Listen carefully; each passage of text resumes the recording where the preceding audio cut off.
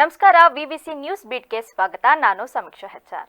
ಸಮಸ್ತ ವಿವಿಸಿ ಟಿವಿ ವೀಕ್ಷಕರಿಗೆ 79ನೇ ಸ್ವಾತಂತ್ರ್ಯ ದಿನಾಚರಣೆಯ ಶುಭಾಶಯಗಳು. ಈಗ ಹೆಡ್ಲೈನ್ಸ್.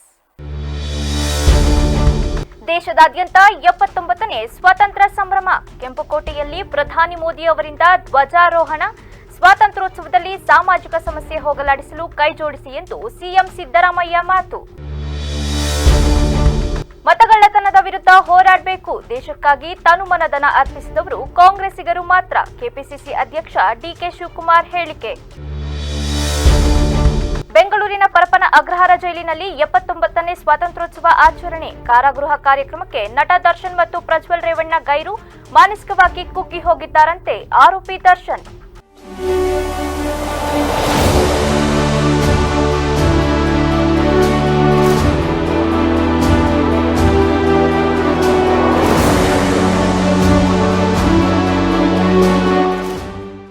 ದೇಶದಾದ್ಯಂತ 79ನೇ ಸ್ವಾತಂತ್ರ್ಯೋತ್ಸವ ಸಂಭ್ರಮ ಮನೆ ಮಾಡಿದೆ. ಕೆಂಪುಕೋಟೆಯಲ್ಲಿ ನಡೆದ ಸ್ವಾತಂತ್ರ್ಯ ದಿನಾಚರಣೆ ಕಾರ್ಯಕ್ರಮದಲ್ಲಿ ಪ್ರಧಾನಿ ನರೇಂದ್ರ ಮೋದಿ ಅವರು ಧ್ವಜಾರೋಹಣ ನೆರವೇರಿಸಿದರು.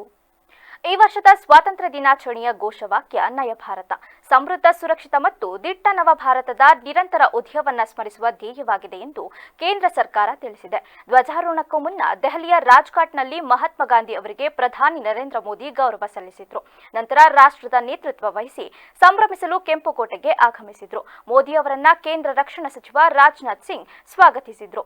ಇನ್ನು ನವದೆಹಲಿಯ ಕೆಂಪುಕೋಟೆಯಲ್ಲಿ ಪ್ರಧಾನಿ ಮೋದಿ 12ನೇ ಬಾರಿಗೆ ಧ್ವಜಾರೋಹಣ ನೆರವೇರಿಸಿ ದೇಶವನ್ನ ಉದ್ದೇಶಿಸಿ ಮಾತನಾಡಿದ್ರು. जिन जिन देशों ने टेक्नोलॉजी में महारत हासिल की, वो देश विकास की ऊंचाइयों को पार कर गए, शिखर पर पहुंच गए. आर्थिक शक्ति नए पैमाने पर पहुंचती गई.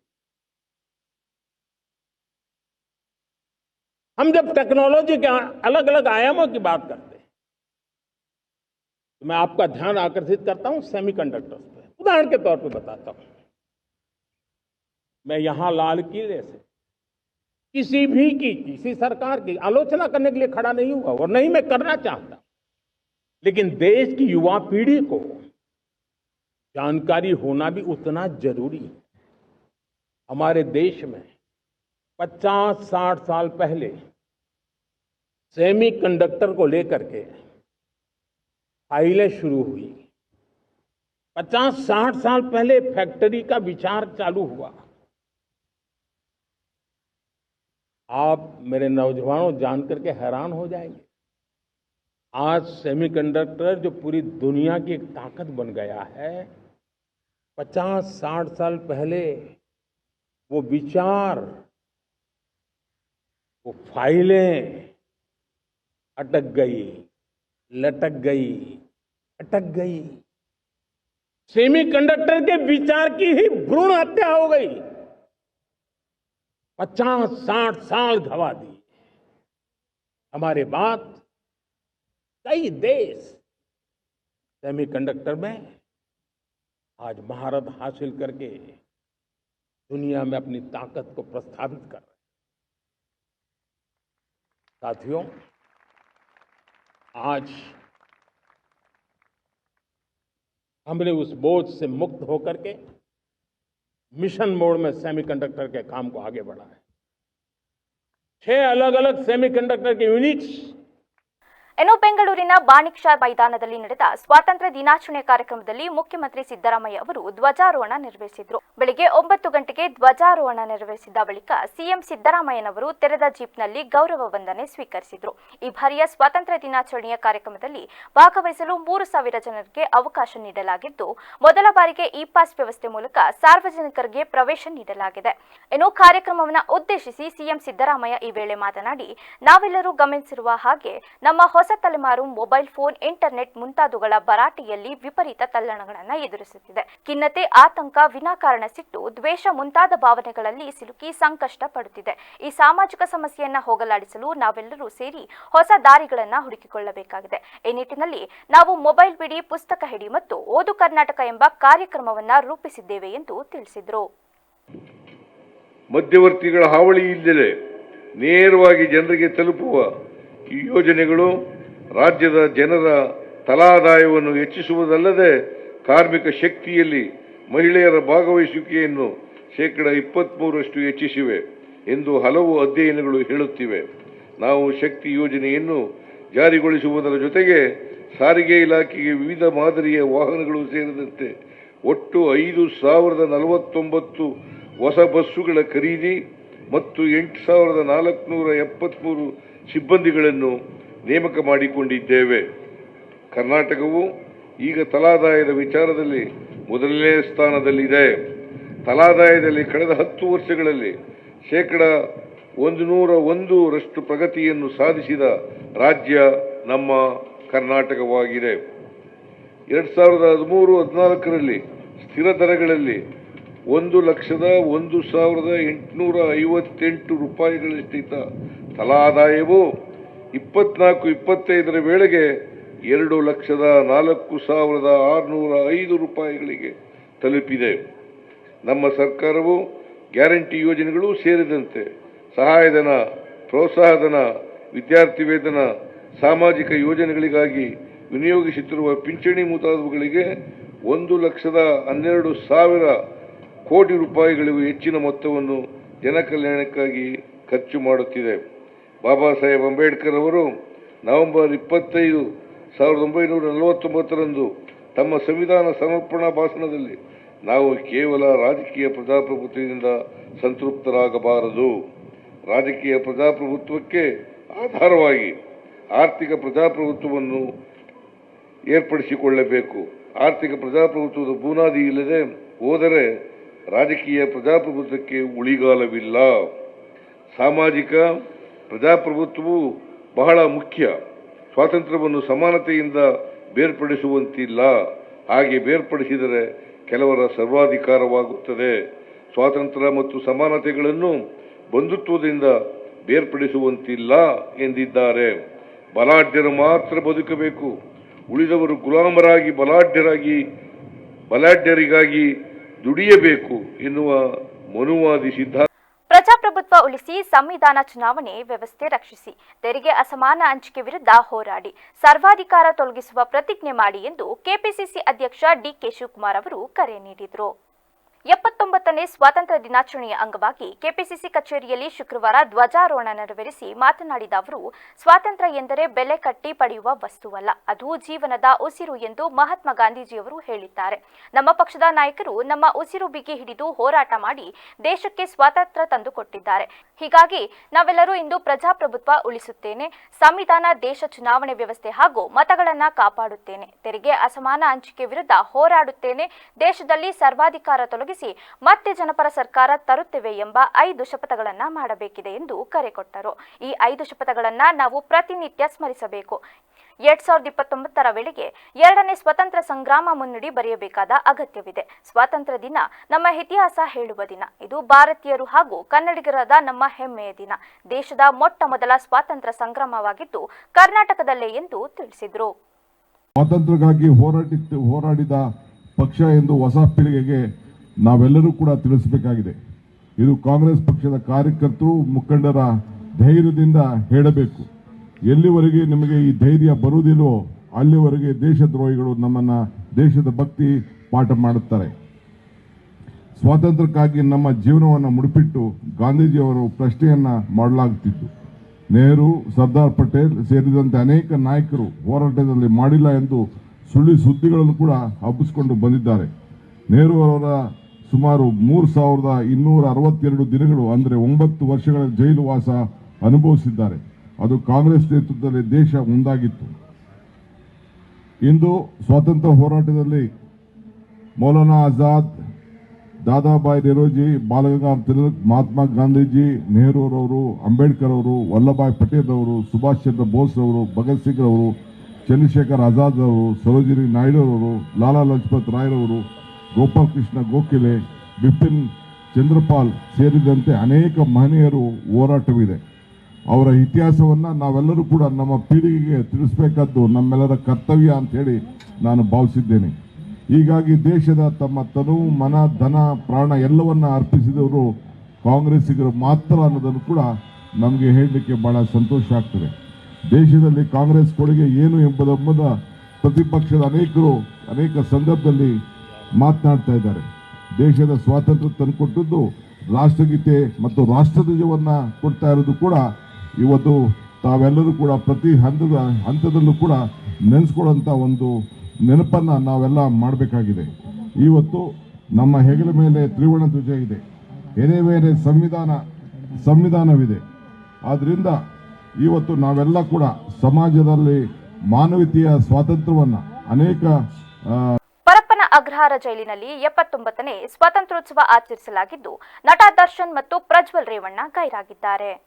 ಪ್ರತಿ ವರ್ಷ ಜೈಲಿನಲ್ಲಿ ಸ್ವಾತಂತ್ರ್ಯ ದಿನಾಚರಣೆ ಮಾಡಲಾಗುತ್ತೆ. ವಿಚಾರಣಾ ಆರೋಪಿಗಳು, ಸಜಾಬಂದಿಗಳು ಎಲ್ಲರೂ ಕಾರ್ಯಕ್ರಮದಲ್ಲಿ ಭಾಗವಹಿಸುತ್ತಾರೆ. ಅಂತೆಯೇ ಈ ಬಾರಿಯೂ ಸಮಾರಂಭ ಮಾಡಲಾಯಿತು. ಆದರೆ ದರ್ಶನ್ ಮತ್ತು ಪ್ರಜ್ವಲ್ ರೇವಣ್ಣ ಭಾಗಿಯಾಗಿಲ್ಲ. ರೇಣುಕಾಸ್ವಾಮಿ ಕೊಲೆ ಪ್ರಕರಣದಲ್ಲಿ ದರ್ಶನ್ ಮತ್ತೆ ಜೈಲು ಪಾಲಾಗಿದ್ದಾರೆ. ಪವಿತ್ರ ಗೌಡ ಕೂಡ ಜೈಲು ಸೇರಿದ್ದಾರೆ. ಇಬ್ಬರನ್ನ ಪರಪ್ಪನ ಅಗ್ರಹಾರ ಜೈಲಿಗೆ ಕಳುಹಿಸಲಾಗಿದೆ. ನಟ ದರ್ಶನ್ ಮಾನಸಿಕವಾಗಿ ಕುಗ್ಗಿ ಹೋಗಿದ್ದಾರೆ. ಹೀಗಾಗಿ ಸ್ವಾತಂತ್ರ್ಯೋತ್ಸವಕ್ಕೆ ಗೈರಾಗಿದ್ದಾರೆ. ಮನೆ ಕೆಲಸದಾಕೆ ಮೇಲೆ ಅತ್ಯಾಚಾರ ಆರೋಪ ಪ್ರಕರಣದಲ್ಲಿ ಮಾಜಿ ಸಂಸದ ಪ್ರಜ್ವಲ್ ರೇವಣ್ಣ ಕೂಡ ಜೈಲಿನಲ್ಲಿದ್ದಾರೆ. ಅವರು ಕೂಡ ಕಾರ್ಯಕ್ರಮದಲ್ಲಿ ಭಾಗವಹಿಸಿಲ್ಲ. ಕೇಂದ್ರ ಬೃಹತ್ ಕೈಗಾರಿಕೆ ಮತ್ತು ಉಕ್ಕು ಖಾತೆ ಸಚಿವ ಎಚ್.ಡಿ. ಕುಮಾರಸ್ವಾಮಿ ಅವರಿಂದು ದೆಹಲಿಯ ತಮ್ಮ ಗೃಹ ಕಚೇರಿಯಲ್ಲಿ 79ನೇ ಸ್ವಾತಂತ್ರ್ಯೋತ್ಸವವನ್ನು ಆಚರಿಸಿದರು. ಈ ಸಂದರ್ಭದಲ್ಲಿ ಮಾತನಾಡಿದ ಸಚಿವರು 79ನೇ ಸ್ವಾತಂತ್ರ್ಯ ದಿನಾಚರಣೆಯ ಪವಿತ್ರವಾದ ಈ ದಿನದಂದು ಮಾತೃಭೂಮಿ ವಿಮೋಚನೆಗಾಗಿ ಸೆರೆವಾಸ, ಗಲ್ಲು ಸೇರಿ ಅನೇಕ ಘೋರ ಶಿಕ್ಷೆಗಳನ್ನು ಎದುರಿಸಿ ಸ್ವತಂತ್ರ ಭಾರತಕ್ಕಾಗಿ ಹೋರಾಟ, ತ್ಯಾಗ, ಬಲಿದಾನಗೈದ ಅಸಂಖ್ಯಾತ ಮಹನೀಯರನ್ನ ಸ್ಮರಿಸಿದಾಗ ನನ್ನ ಹೃದಯ ಹೆಮ್ಮೆ ಮತ್ತು ಕೃತಜ್ಞತೆಯಿಂದ ತುಂಬಿ ಬರುತ್ತಿದೆ. ಸರ್ವಸ್ವವನ್ನು ತ್ಯಜಿಸಿ ಅತೀವ ಧೈರ್ಯ, ದೃಢ ಸಂಕಲ್ಪದಿಂದ ಹೋರಾಡಿದ ಇವರೆಲ್ಲರ ತ್ಯಾಗದ ಫಲವಾಗಿ ಜಗತ್ತಿನಲ್ಲಿಯೇ ಅತ್ಯಂತ ಶ್ರೇಷ್ಠ ಜನತಂತ್ರ ಪರಂಪರೆಯ ಭಾಗವಾಗಿ ನಾವು ಜೀವಿಸುತ್ತಿದ್ದೇವೆ. ನಾವೆಲ್ಲರೂ ಇಂದು ನಮ್ಮದೇ ಆಗಿರುವ ಸಾರ್ವಭೌಮ, ಪ್ರಜಾಪ್ರಭುತ್ವ ಮತ್ತು ಚೈತನ್ಯಶೀಲ ರಾಷ್ಟ್ರದಲ್ಲಿದ್ದೇವೆ. ಇದು ಕೇವಲ ಆಚರಣೆಯ ದಿನವಲ್ಲ, ತಾಯ್ನಾಡು ಗಳಿಸಿದ ಮಹೋನ್ನತ ಸ್ವಾತಂತ್ರ್ಯವನ್ನ ರಕ್ಷಿಸುವ ಮತ್ತು ಸಂರಕ್ಷಿಸುವುದು ನಮ್ಮೆಲ್ಲರ ಬದ್ಧತೆ ಎಂದು ಒತ್ತಿ ಹೇಳಿದ್ರು. ಪಿಒಪಿ ಗಣೇಶ ಮೂರ್ತಿಗಳನ್ನ ನಿಷೇಧಿಸುವ ಅಧಿಸೂಚನೆಯನ್ನ ಪೂರ್ಣ ಗಂಭೀರತೆಯಿಂದ ಜಾರಿಗೆ ತರುವಂತೆ ಕರ್ನಾಟಕ ಹೈಕೋರ್ಟ್ ರಾಜ್ಯ ಸರ್ಕಾರಕ್ಕೆ ನಿರ್ದೇಶನ ನೀಡಿದೆ. ಈ ವಿಷಯವು ಅತ್ಯಂತ ಗಂಭೀರವಾದದ್ದು. ರಾಜ್ಯವು ಪಿಒಪಿ ವಿಗ್ರಹಗಳನ್ನು ನಿಷೇಧಿಸುವ ಆದೇಶವನ್ನು ಸಂಪೂರ್ಣ ಗಂಭೀರತೆಯಿಂದ ಜಾರಿಗೊಳಿಸುತ್ತದೆ ಎಂದು ನಾವು ನಿರೀಕ್ಷಿಸುತ್ತೇವೆ ಎಂದು ಕರ್ನಾಟಕ ರಾಜ್ಯ ಮಾಲಿನ್ಯ ನಿಯಂತ್ರಣ ಮಂಡಳಿ ಸಲ್ಲಿಸಿದ ಅರ್ಜಿಯನ್ನ ವಿಲೇವಾರಿ ಮಾಡುವ ಮುಖ್ಯ ನ್ಯಾಯಮೂರ್ತಿ ವಿಭು ಬಕ್ರು ಮತ್ತು ನ್ಯಾಯಮೂರ್ತಿ ಸಿಎಂ ಜೋಶಿ ಅವರಿದ್ದ ವಿಭಾಗೀಯ ಪೀಠ ಹೇಳಿದೆ.